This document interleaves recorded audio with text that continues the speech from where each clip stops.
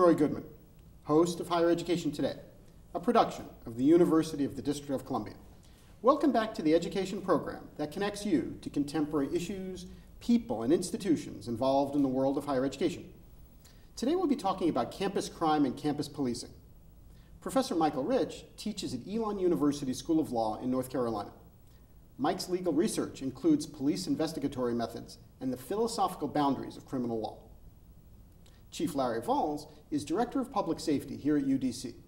Previously, he served as Assistant Police Chief at the University of Maryland, where he received a Medal of Valor and the Governor's Award for Service. Welcome to both of you. Thank you. Thanks for having me. Sure. Well, Mike, maybe if we could start with you. You wrote a very provocative New York Times piece. And if I understood it correctly, you argued that people have the right to commit certain crimes. Sort of. I wouldn't say necessarily that they have a right to commit crimes, but it's more that every individual has a right to their own thoughts, and that includes the decision to commit a crime. And as soon as they make that decision, then is really where the police can step in and the government can step in and stop you. But as I see it, I don't think the government has a right to prevent you from being able to think about committing a crime and ultimately making that decision, wrong as it may be. Well, in your piece, you argued that it was okay for a car manufacturer to say, well, we're not going to let you turn on the car if your blood alcohol level is a certain level, but it would not be permissible to put something into the drinking water to prevent you from having a bad thought. Absolutely, because we essentially, we've decided as a society that any time you get behind the wheel of a car when you're intoxicated, that's a crime, whether you meant to do it, whether it was innocent, accidental, whatever. On the other hand, if you were to commit a theft or a murder, you're only guilty if you did it intentionally or with some sort of bad thought process. Every time a bad thing happens, there's not a crime. And so we're only allowed to punish those things as defined by criminal law, and that means we can punish you anytime you get behind the car or stop you from driving anytime you get behind the wheel of a car when you're intoxicated. But to stop you from stealing something or from hurting somebody else, we need to get into your thoughts and ensure that you're doing it with the wrong mental state, and that becomes problematic. But Chief Volz, in your role as chief here at UDC, wouldn't you want to try to do everything you possibly can to prevent theft on campus? We do, but we do that with usually mechanical or electronic aids. I have to agree with Mike in that once we get into drugging people or controlling their thoughts, then you lose that freedom. We get into genetic engineering, then what have we done? Where's the free thought? Part of the wonderfulness of being a human being is that free train of thought. Now, people do things that are wrong, but I think that can be controlled through many different ways of doing that. You can't go into any kind of public building now without being checked to make sure you don't have a weapon or that sort of thing. That you can't speed as much because, again, we're using mechanical and electronic aids to stop you from doing that. So a lot of those are in place. It's just not dealing with the human being. It's not dealing with your body. It's not controlling your mind. But at UDC, let's assume I came into UDC this morning and I had a thought that I wanted to steal something. And I knew that was on camera. You're saying that would be enough of a deterrent? The camera itself, maybe not, but having controls on whatever you're looking to steal, which is coming, some of it's here already and more of it's coming, the odds of you being able to get that short of someone leaving something extremely valuable in the middle of the street, we're slowly being able to capture that. So your ability to do that's being limited. A camera's great, a motion detector is even better. So during a regular day, might you be able to get away with it? Yes, but that's getting slimmer and slimmer with more access control and that sort of thing. And our campus is different than cities in terms of policing? I would say 25. When I first got into law enforcement, I'd say yes. Now they're becoming closer together. We have the same issues. Campuses were considered to be castles with walls around them, and that has changed. We have an open environment. The same people that are on the street are coming to universities and colleges across the United States, and you can see that in the news. There are bad things that happen on campuses, just like they happen in cities and towns. So they're becoming closer. They're not there yet, but it's becoming closer. And from a legal standpoint, Mike, do you look at universities the same way that you look at a state or a city? Well, from a legal standpoint, yes. I do think, though, in terms of what we're talking about, you want to keep in mind that colleges are places of education, and I think part of education is not just obviously book learning, but learning what right from wrong. And I think that's another important aspect of this question, is we want to make sure that people have an opportunity to make right decisions, but that also means we have to give them a chance to make wrong decisions. But how many wrong decisions do we let people make? Well, we only let them make one wrong decision that leads to a criminal action, and then we can go through the whole punishment process. But the key is, if we forbid wrong decisions, if we make it so the only choice you can make is the right one, then we haven't learned anything when we make that right decision. We've just kind of gone down the path that a university, a government has told us we have to go down. But aren't certain things so bad that I have a right, let's say as a citizen, to not be affected by crime? I think that's the hardest part of this, right? I think at the end of the day, that, and it sounds callous, is part of the cost of living in a free society. I mean, I have to agree with the chief as well, that there are some boundaries we just can't get beyond, and possibly with respecting those boundaries, what we end up having is sometimes crime has to happen, even if we don't like it, and even if we want to take as many steps as we can to prevent it, but without crossing the boundary of kind of interfering with free thought. And who determines that boundary? Ultimately, we all do. My argument is simply for one place to put that line. And I think the important issue, though, is that as technology advances, we need to recognize that it's a conversation we all need to be having. And I don't think it's one that is being had often enough nowadays. Interesting. As I was getting ready for this segment, I was thinking about that old Tom Cruise movie where they had a pre-crime department, if I'm not mistaken. And any thoughts about that? Minority Report. Mm-hmm. Very much. When I was doing research for this, there's quite a few. Total Recall. There's all kinds of interesting sci-fi type movies that have that. And that's one of my concerns: is where do you draw that line? Society has to draw that line, and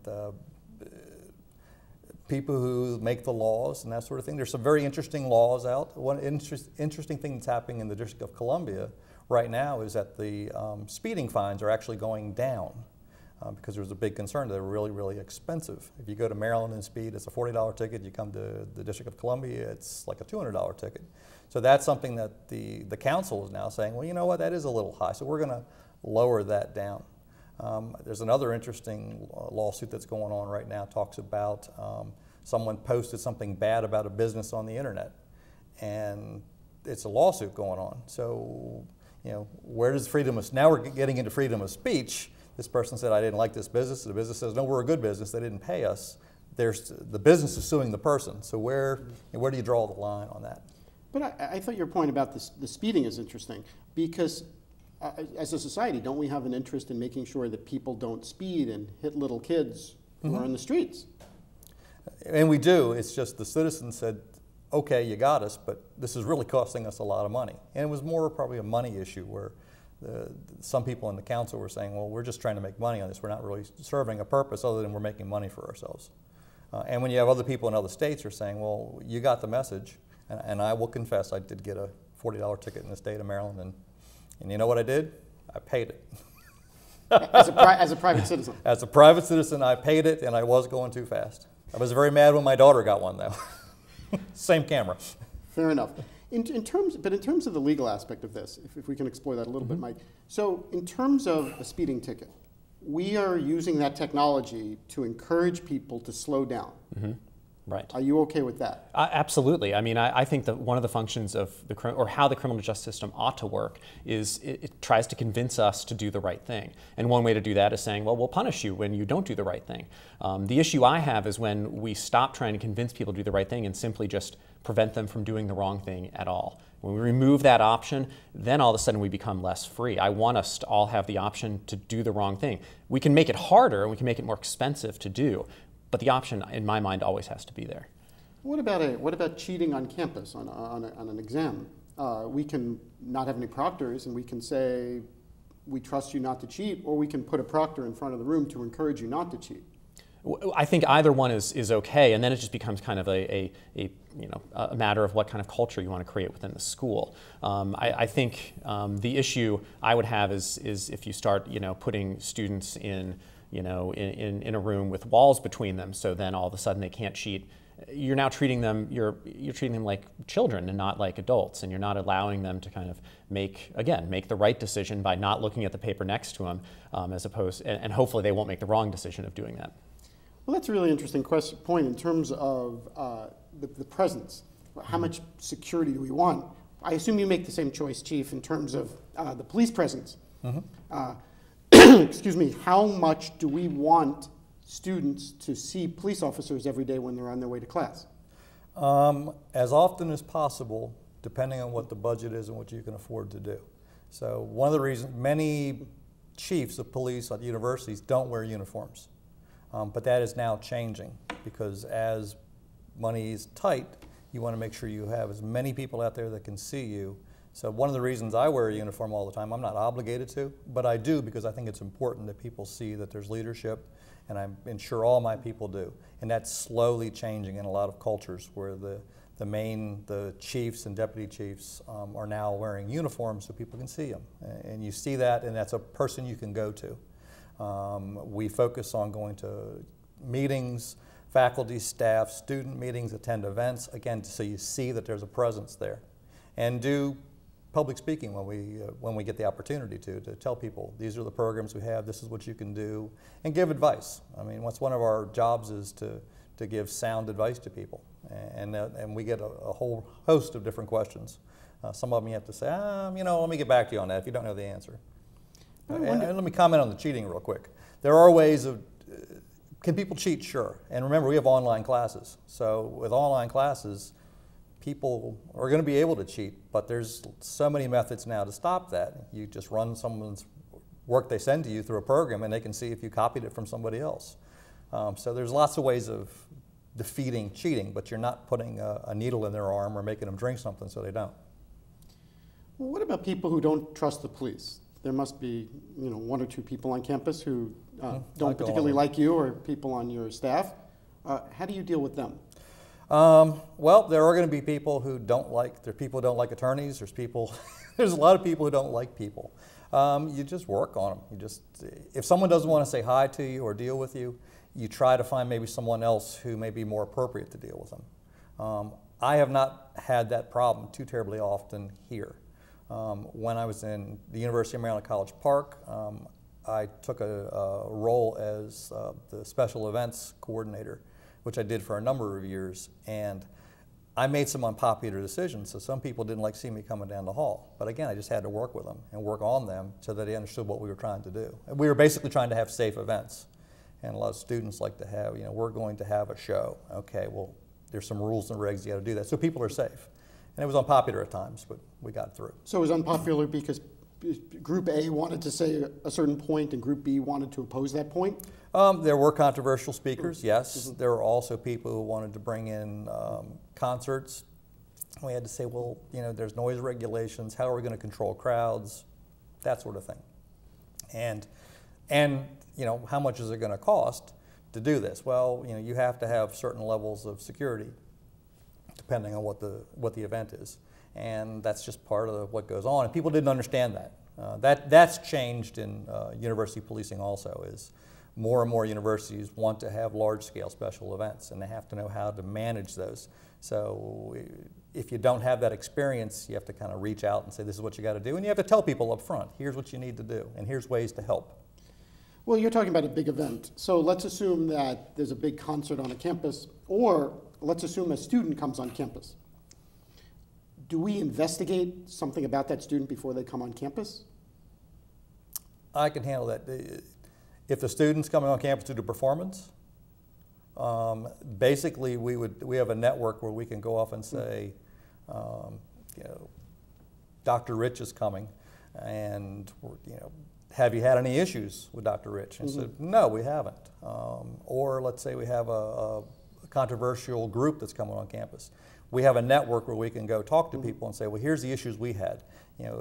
The group itself is not an issue, but the people who do the counter-protests are the issues. And I've had experience with that, where the group itself was very well controlled, and they incensed other people to do dumb things. So that's where we learned, saying, okay, well, don't watch them, watch the other group. And we learn from that and say, okay, well, we understand we need to set up a designated protest area. Oh, there's a whole bunch of, I won't go into that as another show. Michael, do you have a thought on that? Well, yeah, I think one of the things that we typically do in the criminal justice system is allow the police and allow the government to target specific individuals when they've done something wrong in the past. So it makes sense, you know, if you've had a group that's been difficult in the past, we can pay extra attention to them. I think it only becomes troubling when we start kind of applying limitations on people broad-based without them having done anything in advance. So, you know, the idea that we would investigate a group to make sure that they're peaceful, that absolutely makes sense. But if we're going to say that all groups that come on campus, we're going to impose kind of unreasonable limitations on them, that's where it becomes troubling. Well, what about all international students? Well, I mean, I think there are problems with that are, I think, less about the limits of criminal law and more really about you know, treating people equally without and not on the basis of kind of categorizations that don't matter. I mean, and that's one of them.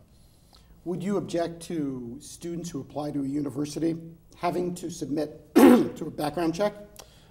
I would, I guess, to the extent that it's a public university, and it seems to me that that folks ought to have access to public education. But of course, it all depends on the nature of the background check. I mean, if we certainly would want, you know, universities to know that somebody's a convicted criminal before they come to school. But you know, how far we can go with that is I guess the issue if we're to draw that line. Well, how about we ask, excuse me, how about we ask every student who is applying whether or not they've been convicted of a crime?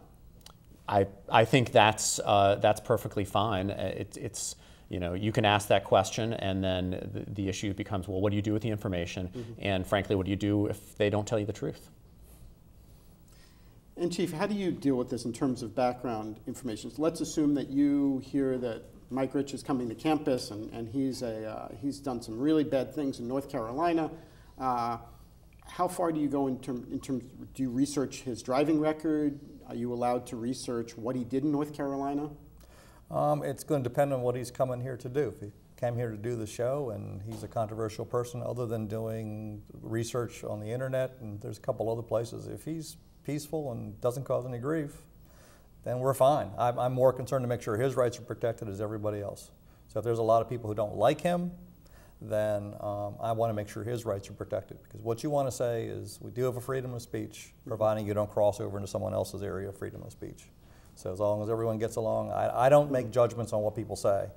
I only want people to be nice and peaceful and get your points across. And what about student residence halls? I mean, there have been problems all across the country in terms of residence halls, where it's not so much what a student is saying, it's how students are behaving towards one another. Yeah, I mean, it seems to me, kind of going back to the educational function of the university, I mean, it's important that whatever restrictions are placed on students still allow them the freedom to kind of evolve as people. I mean, that's part of the goal of the university, and that's frankly just part of being you know, kind of an adult and a member of society, is getting to deal with situations and evolve. So, you know, to kind of take, you know, just kind of a made-up technological example, if it was possible for us to, you know, prevent alcohol from ever getting into a dorm, I think that's troubling, because not because we want students to be able to drink underage, but because they need to be able to make choices. And you know, the best, and I think the only thing we should be able to do is discover when they've made the wrong choice and ferret that out and try to punish them if we want to. But taking that to a next step would mean that it's more work for the chief. Absolutely, yes. That's why it's not easy being a police officer. I've no question about that. So. Well, my comments is, at UDC, we have very little student housing. We're more of a commuter campus. However, in the future, there's plans on building a 600-bed residence hall. That's not huge in many, where I came from, there's 10,000 residents that lived on campus. And it is an educational process, and that's where people have to be guided, but that's more of a guiding thing. That's where the resident life people get in, the resident assistants, the resident directors. There's all kinds of programs to try to guide people to do the right things. And as Dr. Rich said, there are people who do make wrong decisions. There are people who steal from people. There are people who drink too much alcohol and have issues. But you have to have you have to learn to be able to understand what's right and wrong. And when you're first getting into college, it's a learning experience. My daughter's going to be graduating from the University of Maryland soon, and I know she partied a little bit and lived in the residence halls and probably did a few dumb things in her life, but she's learned, and she's a very responsible young lady. She just turned 21, so now she's happy. She has to go to MVA to get her new 21 license, so it faces the right direction. Fair enough. But in terms of, you seem like you're pretty understanding about students and young people. I wonder if regular, quote unquote, regular police officers in big cities, not on campus, feel the same way that you do. And remember I talked about when I first got in, there was a large difference between the way people reacted. However, citizens demand that city officers, town officers treat citizens with respect. So as it's coming closer, it's also coming closer with that. I was just in Philly this past weekend, and the Philly police sometimes had a really bad reputation. And that's changed. I mean, no matter where you go, there's always going to be some folks that always do what you want to do. But all I saw was very polite, very helpful people. When I'd been to Philly before, it was a little gruff sometimes. I'm not picking on Philly, but any place you go, there's going to be that subculture where there's issues. I live in Prince George's County. Prince George's County had a horrible reputation, but that's also getting better. So it's getting closer. The departments and the style of policing are getting closer. But university policing is, I have to say, from the dealing with people, is a lot harder job to do. Less big scale crime, but definitely you have to serve many people on a campus. Who do you report to, if you don't mind me asking? Barbara Jumper, and she's the Vice President for Real Estate, Facilities Management, and Public Safety. But you also probably have to, in a de facto way, also report to various deans who you run into on campus, and run into the media relations people, and report to the president of the student body, because you're interacting with them on a regular basis. Right. I answer to Barbara, but I work with everyone. I also answer to the president of the university, Dr. Sessoms. But it's very collegial, and it just is a matter of sitting down with people or talking to people to say this is what we need, or this is how we need to work it out, and here's different ways of doing it. And you carry a gun. Yes, I do. And if I understand this correctly, not many campus police officers do carry weapons. Is that true? In the District of Columbia, to qualify that, most large campuses in the United States carry weapons. There are some that don't. There are some that are not sworn. It just varies. But in the District of Columbia, there are a whole host of different universities.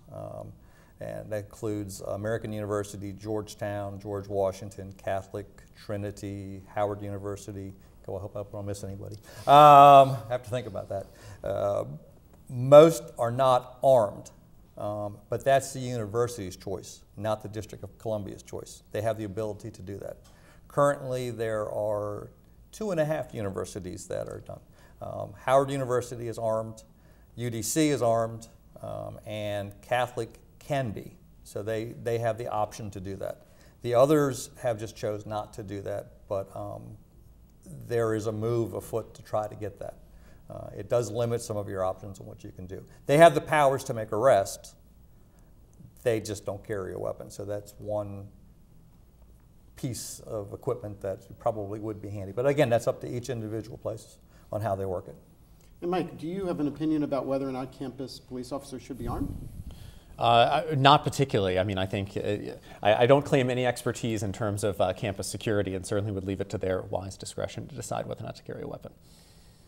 But I guess if you don't want me pressing you on that. No, I don't mind at all. Since you're into the issue of freedom, Sure. You know, I assume that if students can make mistakes, police officers can make mistakes too. So do you have a thought whether or not police officers or new police officers can learn on the job, and whether it's better to do that if they have weapons or not?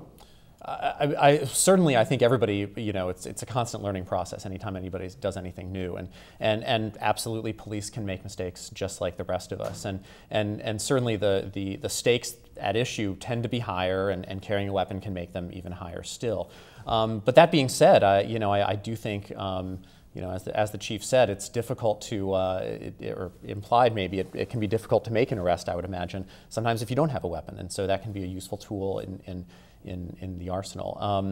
I guess, from a personal standpoint, I certainly don't want to see anybody injured because an officer makes a mistake with a weapon. But you know, I think if there's one thrust of how I see things playing out in the criminal justice system is sometimes there are risks and sometimes bad things happen.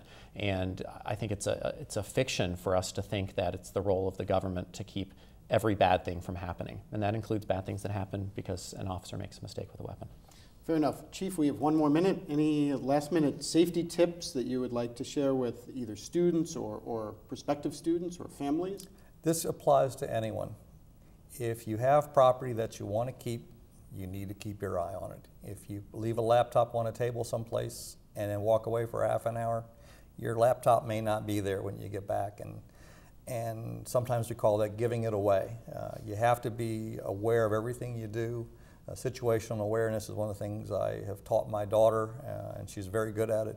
You just have to be what's going on. Don't be paranoid, but just watch where you're going and see what you're doing to make sure it makes sense. And if it doesn't make sense, if your gut says it doesn't make sense, then it probably doesn't, and now it's time to back up and think about what you're doing.